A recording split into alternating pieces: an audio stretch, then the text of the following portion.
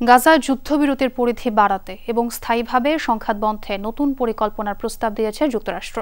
এই পরিকল্পনা অনুযায়ী এপ্রিল মাসের মধ্যেই গাজায় পুরোপুরি লড়াই বন্ধ হবে। এদিকে যুদ্ধবিরতির জন্য দ্বিতীয় দফায় আলোচনার জন্য প্রস্তুত হামাস। এ লক্ষ্যে ইসরায়েলি বংশোদ্ভূত মার্কিন জিম্মিদের মুক্তির ঘোষণা দিয়েছে ফিলিস্তিনি স্বাধীনতাকামী সংগঠনটি। চলে আসুন পূর্বাচল ভ্যালিতে।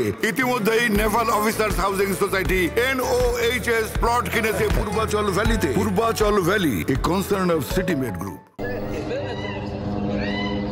শর্ত পাল্টা শর্তের বেড়াজালে হামাস ইসরায়েল যুদ্ধবিরতি চুক্তি ভেস্তে যাওয়ার শঙ্কা দেখা দিয়েছে। বেশ কিছুদিন ধরেই এই ইস্যুতে চলছে আলোচনা। দ্বিতীয় ধাপে বন্দি মুক্তি নিয়ে দেখা দিয়েছে দোলাচল।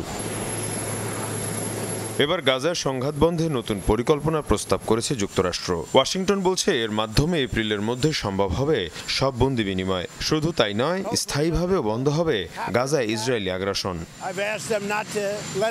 এই অবস্থায় জিম্মি মুক্তি নিয়ে নতুন ঘোষণা দিয়েছে হামাস। ফিলিস্তিনের স্বাধীনতাকামী সংগঠনটি বলছে ইসরায়েলি বংশোদ্ভূত মার্কিন এক নাগরিককে মুক্তি দিতে সম্মত হয়েছে তারা। দ্বিতীয় দফায় যুদ্ধবিরতি চুক্তির জন্য প্রস্তুত সংগঠনটি, তবে প্রস্তাব প্রত্যাখ্যান করেছে তেল আবিব।